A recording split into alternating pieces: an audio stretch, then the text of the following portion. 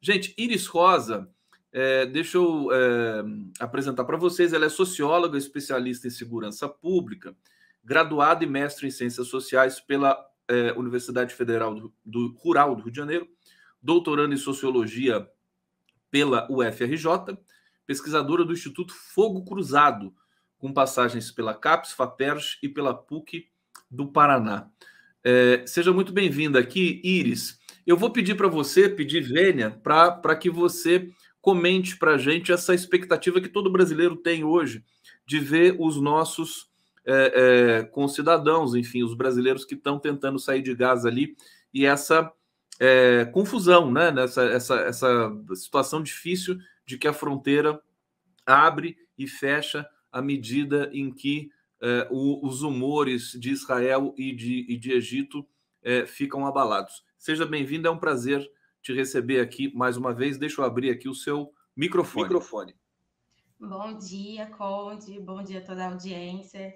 Quero pedir desculpa aí pelo áudio que não está muito bom. E também pedir desculpa pela voz, que eu estou um pouco gripada. Mas nada grave, só um pouquinho de gripe. Coisa, fica quente, fica frio, fica quente, fica frio, né? A gente não tem imunidade que aguente. Mas comentando essa expectativa, né? Um mês, nossos brasileiros vivendo essa expectativa de se vão... Não é nem a expectativa de vão conseguir voltar para casa, é se vão estar vivos no dia seguinte ou não, se vão se alimentar no dia seguinte ou não. É uma situação dramática, no limite, né? Em vários sentidos, né? No limite humanitário, no limite psicológico, no limite diplomático, né? E aí é isso que eu queria destacar aqui, a atuação no Brasil. É impossível a gente não pensar como seria essa situação administrada pelo governo anterior. A gente sabe que a relação do governo anterior com a extrema-direita era muito estreita, particularmente com o embaixador de Israel, que não é mais o embaixador da época aqui no Brasil, né? O embaixador de Israel no Brasil não é mais o mesmo do governo anterior, mas pensando o quanto que os últimos acontecimentos, pensando em todos os comunicados que foram dados pelo governo de Israel, pelo embaixador atual de Israel no Brasil, teriam sido impactantes na possibilidade desses brasileiros voltarem ao Brasil, né?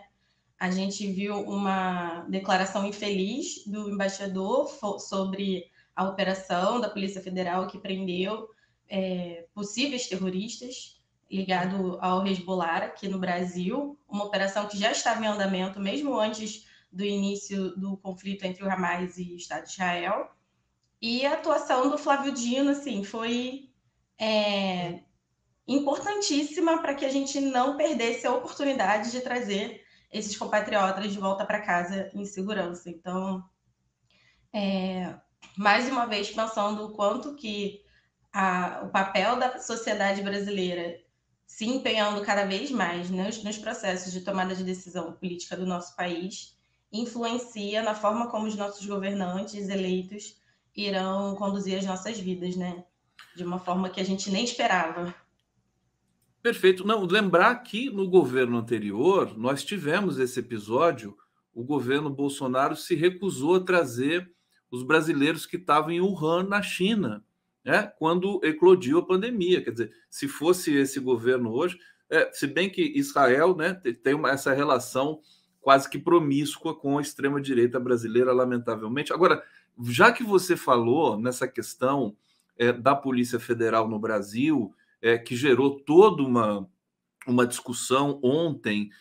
A princípio, a notícia veio como uma bomba, né, literalmente, de que tinham terroristas ligados ao Hezbollah no Brasil, e depois ela desapareceu porque ninguém acreditou nessa tese. E o Dino, como você disse, deu uma resposta muito forte, dizendo que a Polícia Federal Brasileira é soberana e não obedece à inteligência israelense. O que você achou desse imbróglio todo, Iris Rosa? Um parecer de quem é especialista em segurança nessa área também da diplomacia de guerra.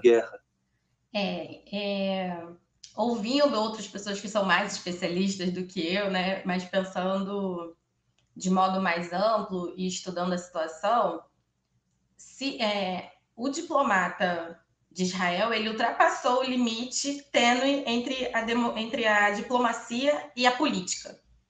Ele entrou para o campo político, de fato.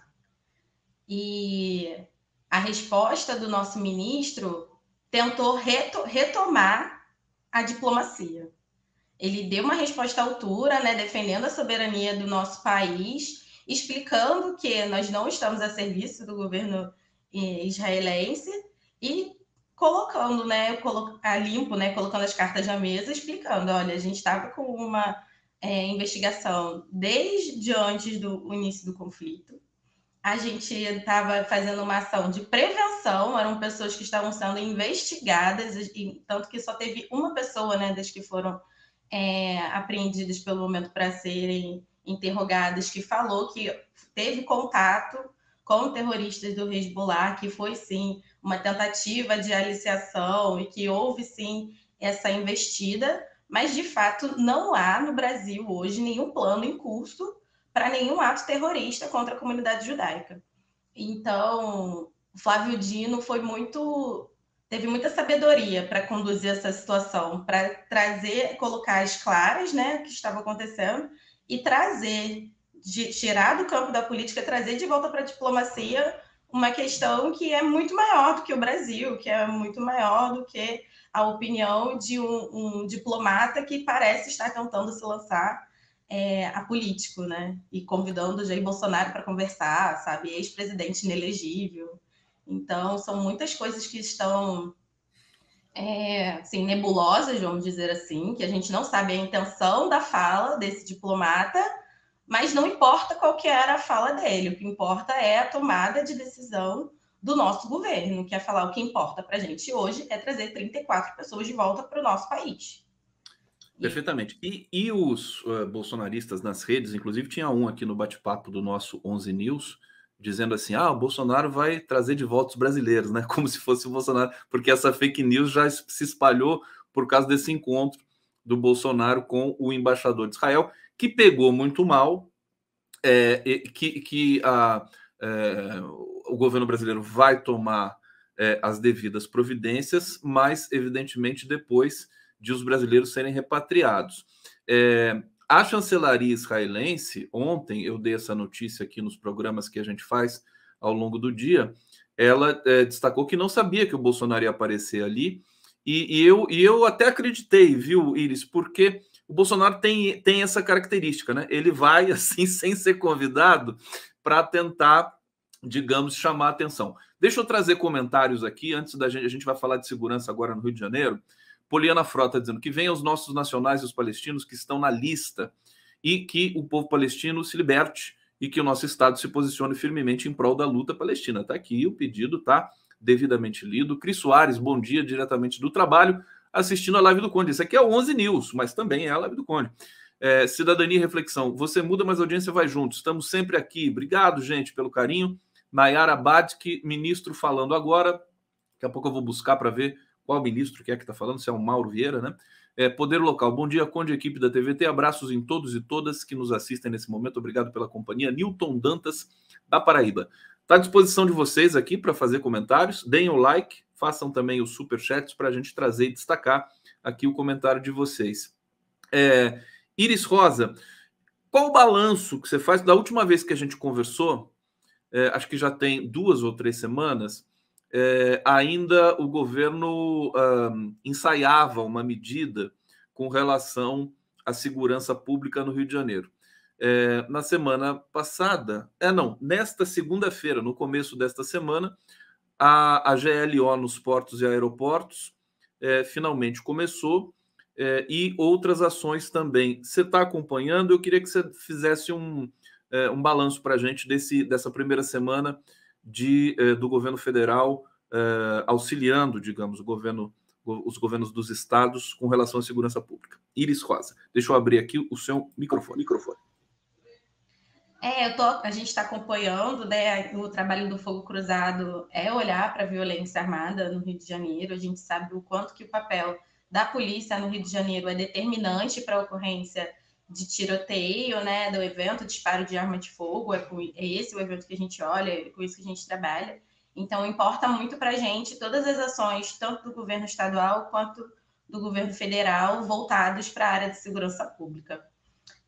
Queria fazer uma recapitulação, sobre os eventos que nos trouxeram até aqui, né? Tudo começou com aquela matéria do Fantástico, com imagens que não são desse ano, imagens que já tinham circulado nas redes sociais, do treinamento de integrantes de facções armadas na Maré, numa área de colégio, né? Numa área com piscina. E aquelas imagens, assim que a gente viu no domingo à noite, na segunda-feira no Fogo Cruzado, a gente já conversava sobre qual seria a reação do governo para aquela matéria, pensando o quanto que aquilo impacta a opinião pública. E aí a gente pensou que no primeiro momento vai ter operação na Maré, com certeza. Mas o que a gente viu foi mais do que isso, né? Foram dias de operação consecutivos na Maré e o pedido do nosso governador Cláudio Castro para o governo federal de trazer a Força Nacional para o Rio de Janeiro. O pedido foi atendido, mas ele não foi atendido de pronto atendimento, porque o Ministério Público do Rio de Janeiro perguntou ao secretário Capelli como seria essa entrada da Força Nacional no Rio de Janeiro, tendo em vista que nós temos que cumprir a ADPF 635 e também várias normativas da Corte Internacional no Rio de Janeiro, que já foi, né, nosso estado já foi julgado, condenado diversas vezes pela atuação policial em comunidades.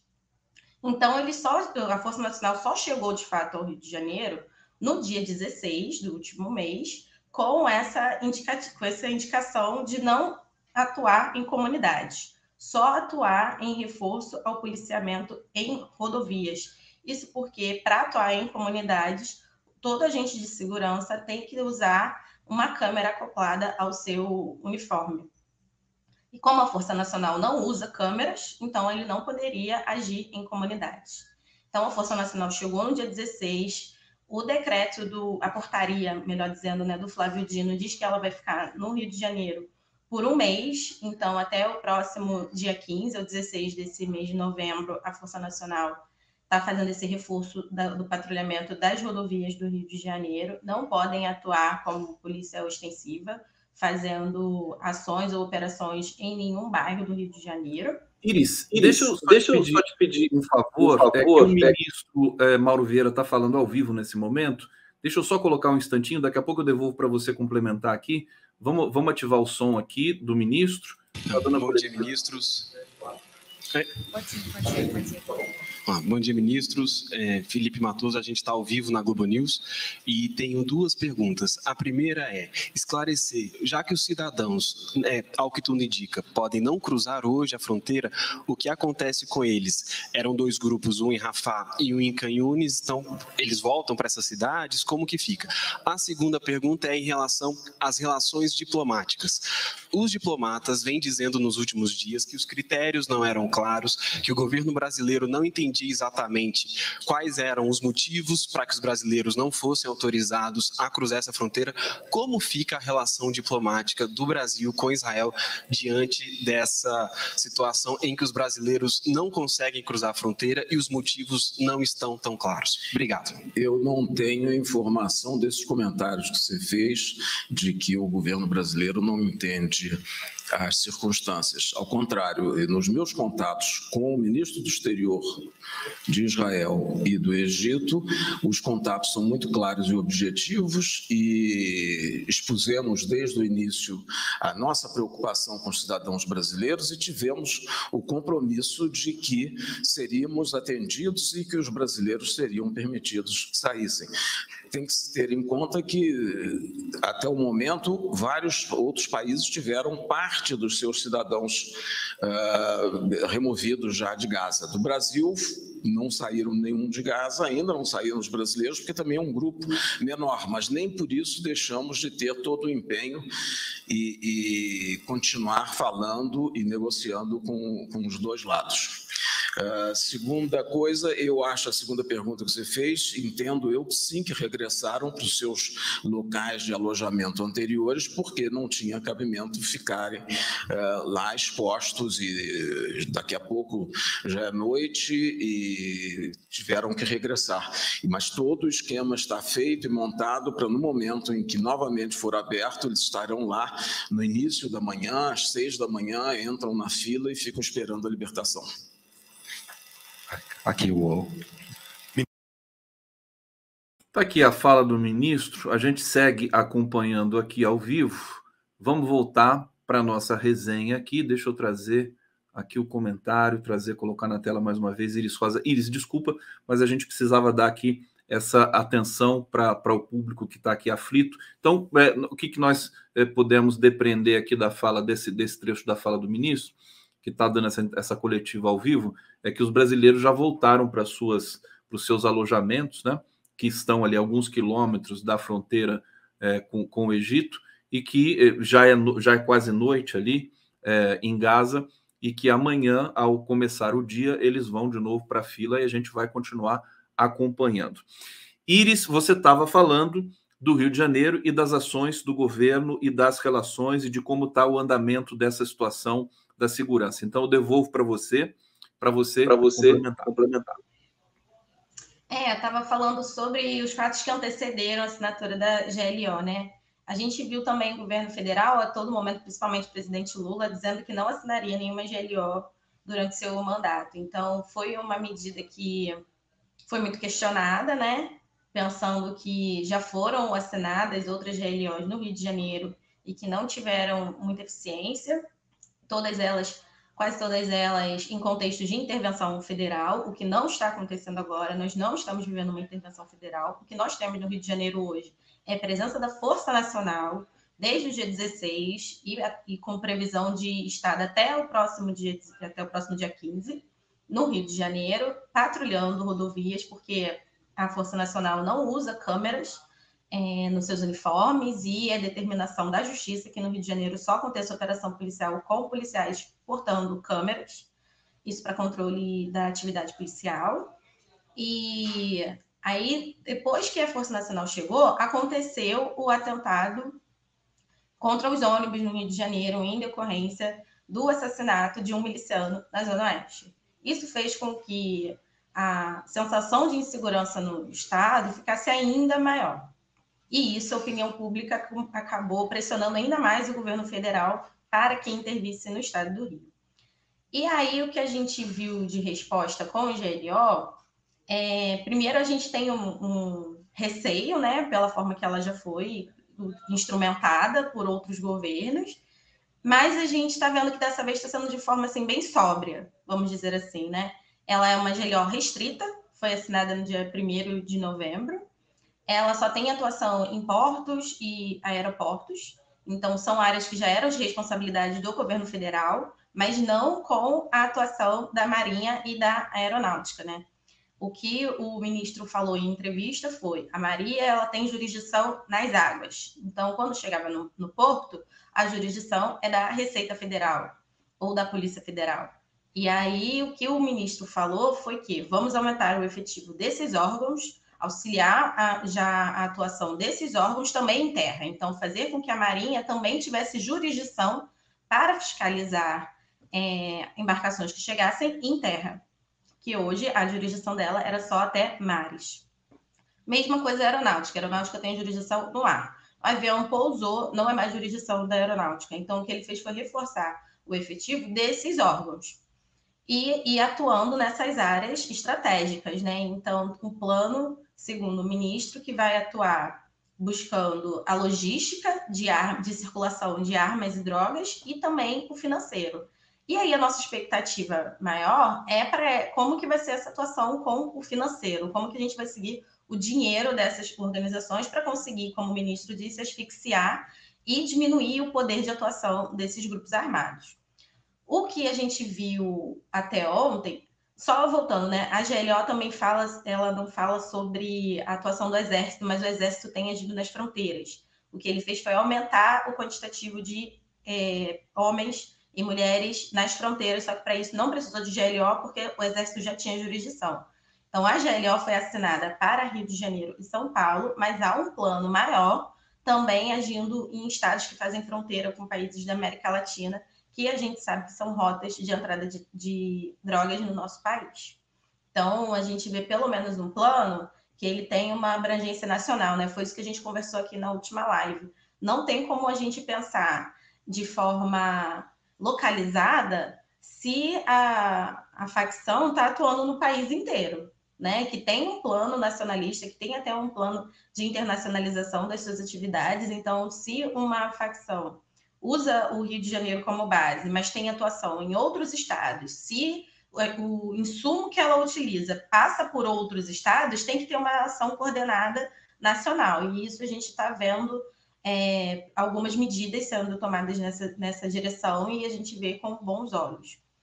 E aí, voltando para o Rio de Janeiro, quando o ministro veio assinar o decreto da Força Nacional, ele anunciou a criação do CIFRA, que é um consórcio que vai integrar órgãos do governo federal e estadual para buscar esse braço financeiro dos grupos armados.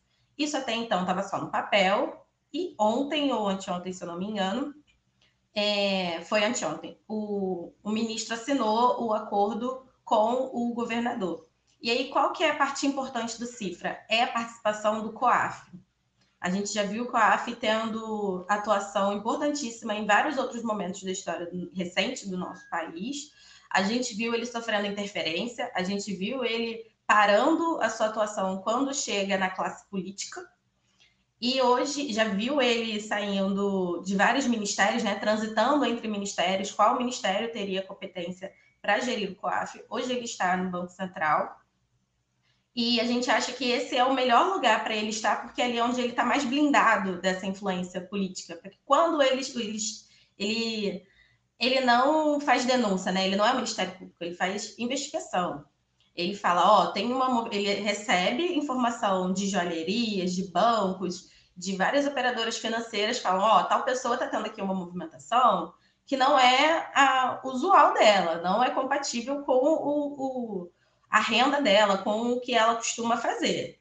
E aí, por exemplo, até se uma pessoa receber uma herança, o COAF vai ser acionado, vai chegar lá, olha, a fulana tem uma renda de R$4.000 e agora ela tem uma renda muito maior. Então, todas as movimentações atípicas, o COAF está olhando.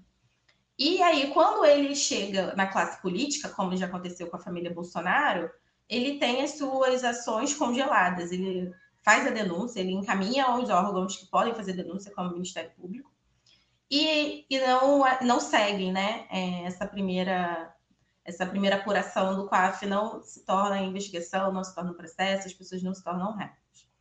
E aí a nossa expectativa com a atuação do COAF hoje, olhando para facções criminosas, é que ela consiga seguir o trilho desse dinheiro, entender quais são as pessoas que estão envolvidas nessa pirâmide, né, gigantesca, esses esquemas que tem assim, estrutura, como a gente falou aqui na última live, não são só civis, não são só militares. A classe política, principalmente no Rio de Janeiro, está completamente entranhada, né? Assim, tem uma relação muito próxima e promíscua com os grupos armados. E a nossa expectativa é que a gente consiga apontar essas pessoas e que elas sejam processadas. Então, a gente está com ansioso para ver qual que vai ser a atuação do CIFRA e como que vai se dar as atividades do COAF. Todos estamos na expectativa de começar a ver os primeiros resultados, né? Lembrando que o COAF, na gestão anterior do Bolsonaro, que não pode ser chamada de gestão, né? Foi uma grande crime contra esse país, o COAF ficava pulando de galho em galho, o Moro queria o COAF, depois não sei mais quem queria o COAF, passava para lá, quer dizer, sem nenhum compromisso com a verdadeira função desse órgão que é tão importante. E agora, como você disse, ele voltou para o Banco Central, né? É isso? Para o Banco Central, e que você considera que fica mais justo e menos e mais blindado, digamos assim. Eu vou mais uma vez aqui trazer comentários. Eu quero falar do fogo cruzado com você na sequência. Vamos trazer aqui a Gaetana Paladino, está dizendo, bom dia, Conde, comente, por favor, o post de chat da Kátia, Querida, eu até procurei aqui, mas não achei, viu? Se vocês puderem recolocar, eu volto a procurar e coloco na tela. Janice Bruto, Condão, bom dia para você. A Iris e a comunidade do 11 News. Bolsonaro não foi, por acaso, ao encontro do embaixador, houve armação para isso. Lilian Franzo Barbosa colaborando conosco. Léa Guimarães, Conde, que horas você vai entrevistar o Arbex hoje? Hoje não tem Arbex, amanhã vai ter. Edilene dos Santos, se tornando membro aqui do nosso coletivo. Eu coloquei aqui na legenda, Iris, essa missão do Fogo Cruzado, do Instituto Fogo Cruzado. Eu vou ler aqui e vou pedir para você explicar um pouquinho para a gente, porque é tão importante, tão bonito isso aqui. O Instituto Fogo Cruzado desenvolveu uma metodologia própria e inovadora para monitorar tiroteios nos centros urbanos e seus impactos. Produzimos mais de 20 indicadores inéditos sobre violência armada nas regiões metropolitanas do Rio e do Recife e, em breve, mais cidades brasileiras. Através de um aplicativo de celular, o Fogo Cruzado recebe e disponibiliza informações sobre tiroteios e disparos de arma de fogo. Essas informações estão disponíveis no primeiro banco de dados aberto sobre violência armada da América Latina, que pode ser acessado gratuitamente na nossa API. API, você vai explicar para a gente o que é exatamente. Agora, mais uma vez, né, como o Brasil é um país, enfim, dos extremos, fantástico. Da mesma maneira que a gente tem coisas terríveis, a gente tem soluções fantásticas, inovadoras, como é o Instituto Fogo Cruzado. Explica para a gente como é que funciona esse monitoramento e como é que você disponibiliza isso. Você já explicou para mim naquela vez, mas eu vou pedir para você reforçar aqui para o nosso público que nos assiste nesse momento. Iris Rosa. Bom, o Instituto Fogo Cruzado, ele foi idealizado pela jornalista Cecília Oliveira, que é a nossa diretora executiva, também jornalista do Intercept. Ela estava fazendo uma matéria sobre pessoas atingidas por balas perdidas no Rio de Janeiro, e aí foi atrás de dados governamentais sobre esse indicador, né? E não achou. Até por um tempo o Rio de Janeiro, o ISP, ele produzia esse dado, mas não produz há muitos anos, sobre tiroteios na região metropolitana do Rio de Janeiro, em todo o estado, na verdade. E aí ela pensou que esse é um dado fundamental para a gente entender a dinâmica da violência armada e produzir insumos para o governo pensar políticas públicas eficientes. Porque não tem como a gente pensar políticas públicas sem olhar para dados, sem evidências científicas. E se a gente não tem um dado tão importante quanto esse, como é que a gente vai produzir algum plano de segurança que hoje o Estado do Rio de Janeiro não tem pelo governo estadual sem esse dado? Então, Cecília pensou numa forma colaborativa da própria população gerar esse dado, né? Geração cidadã de dados. Então, os nossos usuários enviam o alerta, né, de tiroteio na sua localidade, por onde ele está passando. Esse alerta chega até a gente confirma esse alerta, confirma com a polícia, confirma com a imprensa, confirma com hospitais, confirma em outros grupos de moradores. Nós temos analistas que trabalham nessa função. Uma vez esse dado confirmado, aí a gente lança no aplicativo para que as pessoas possam sair da rota de fogo. E aí, a partir desse alerta, ele também entra para um banco de dados, né? Que a gente tem o primeiro banco de dados de violência armada da América Latina, o maior. A gente hoje atua não só no Rio de Janeiro, em Recife, mas desde o ano passado em Salvador e desde o início desse mês na região metropolitana de Belém. Então, a gente vê esse banco de dados como uma forma da gente ter informações científicas que coloquem nosso olhar sobre a segurança pública mais lúcido. E aí a gente também produz outras peças de comunicação para conversar com a população sobre como que a gente sai desse buraco que é a violência armada, né? Que impacta não só diretamente as pessoas, quando elas são atingidas por uma bala perdida, mas a gente também sabe que dias letivos são perdidos por conta de tiroteios, a gente sabe que postos de saúde são fechados, linhas de transporte param de funcionar. Então, a violência armada, ela impacta a vida das pessoas em muitas camadas. E como que a gente consegue sair desse buraco e resolver esse problema conversando com a população, que a gente acredita que só a partir da participação popular nas ações do governo, a gente vai conseguir construir políticas públicas eficientes. Eu estou colocando aqui na tela, por isso que eu demorei um pouquinho aqui, o endereço eletrônico do Fogo Cruzado, fogocruzado.org.br. Não tem a barra aqui, deixa eu tirar a barrinha que saiu aqui no meu copia e cola. fogocruzado.org.br. Eu coloquei na tela, vou colocar de novo aqui um pouquinho para a gente ver o desenho do site. É muito interessante, olha só como é bem clicável, né? É muito navegável, com informações, dados. Os dados aqui, olha, 12.385 tiros em ações e operações policiais registrados. Aqui, o que exatamente tem no aplicativo, Iris, são as localidades da cidade que são mais críticos assim no quesito violência, bala perdida, esse tipo de coisa. O que o aplicativo oferece? Explica aqui para a gente um pouquinho.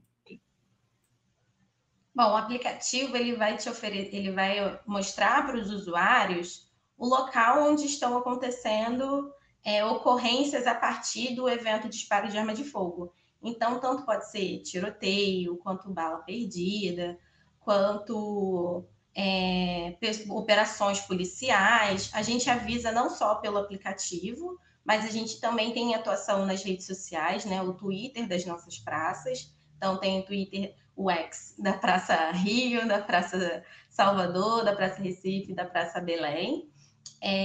No aplicativo, a gente tem acesso a esse mapa que você mostrou. Então, quais são os bairros do Rio de Janeiro, né, da região metropolitana, que é onde a gente atua no Rio, que mais tem ocorrências, né, de disparos de arma de fogo. E a nossa comunicação trabalha no sentido de gerar relatórios mensais, né, com avisos de pauta para a imprensa, mostrando os destaques do mês das nossas praças, e também pensando como que a gente pode transformar os nossos dados de forma que fique mais palpável para a população. Então, recentemente, por exemplo, nós fizemos um mapa que mostra onde onde jovens e adolescentes são baleados no Rio de Janeiro. Então, a gente tem um controle que ele é diariamente atualizado, onde essas crianças e adolescentes são baleadas e a circunstância que ela foi baleada. E também qual foi a consequência, né? Se ela foi só ferida ou se ela veio a óbito. Então, olhar para o nosso Rio de Janeiro e pensar quais são os bairros que são vitimados, onde as nossas crianças e adolescentes estão correndo perigo. E não só hoje, né? Mas a gente faz essa atuação desde 2016 no Rio de Janeiro. Então, a gente tem um mapa bem consistente, né? Uma base bem atualizada, mostrando onde as nossas crianças e adolescentes mais correm risco, quem são essas crianças, né? A cor dessas crianças, a idade dessas crianças, mostrando que a maior parte dessas crianças foram vitimadas durante operações policiais. Então, quanto que um Estado que deve servir e proteger a população acaba fomentando a violência armada e colocando essas pessoas em maior vulnerabilidade ainda. Para terminar, deixa eu te perguntar, você consegue dizer para a gente essas regiões mais críticas, por exemplo, Maré, que a gente viu recentemente ali, a gente sempre acaba vendo índices ali altos de violência, mas ao mesmo tempo eu entrevistei aqui a diretora do Museu da Maré, que é uma coisa maravilhosa, quer dizer, também tem cultura, tem uma comunidade super ativa ali, e que vive sempre com esse problema, inclusive das incursões policiais. Você pode traçar assim? E outra pergunta para você encaixar nessa resposta se é em tempo real que o aplicativo orienta as pessoas que baixaram o aplicativo nos seus celulares. Iris. Estava aqui confirmando onde fica um bairro. A Cecília fez um vídeo essa semana, né, mostrando o quanto que uma rua no bairro Anil, que fica na zona oeste do Rio de Janeiro, ele teve durante todo o ano o dobro de tiroteios do que toda a zona sul do Rio de Janeiro. Sabe, é um dado gritante você olhar para uma única rua de um bairro ter mais tiroteios e mais pessoas baleadas do que toda a zona sul do Rio de Janeiro. Então, o que o nosso aplicativo, né, e o nosso mapa, o mapa que eu falei sobre crianças e adolescentes chama, é uma plataforma que chama Futuro Exterminado, para quem quiser conhecer. A gente atualiza diariamente informações sobre crianças e adolescentes baleados na região metropolitana do Rio de Janeiro. Futuro Exterminado. É incrível a gente conseguir olhar para o Rio de Janeiro a partir dos nossos dados que vêm da população e denunciar essa discrepância. Por que uma rua no Anil tem muito mais tiroteio do que toda a zona sul do Rio de Janeiro? Sabe, isso é muito impactante. E olhar também, ver que a zona norte da cidade, hoje, é um lugar que, não só hoje, né, nos últimos anos, tem sido disputado bairro a bairro, rua a rua, por milicianos e traficantes. E qual que é a resposta do Estado? Incursões policiais. Essas incursões policiais só fazem aumentar a letalidade de um cotidiano que já é muito impactado pela violência armada. Então, são regiões críticas da cidade, né? A gente vê principalmente a Zona Norte. E esse ano, né, como eu falei na última live, a gente não tinha tiroteio na Zona Oeste do Rio de Janeiro. E de um ano para cá, desde que mataram o Eco, a gente vê os números na Zona Oeste disparando. E aí, como que o governo ignora essa informação, né? Como que o governo não consegue pensar num plano estratégico que, de fato, faça enfraquecer essas organizações? A gente sabe a resposta. É o mesmo motivo pelo qual a Miley Cyrus e a Hannah Montana não se encontram. É porque a gente vê políticos agindo junto com essas facções. Falei aqui da última vez, né? O Abelha, que é o comandante do Comando Vermelho, ele saiu da penitenciária pela porta da frente e cumprimentou o secretário de Administração Penitenciária do Rio de Janeiro. Então, a gente vê o quanto que a classe política participa ativamente dos grupos armados. Como que essa classe vai agir contra si própria? Ela não vai fazer isso.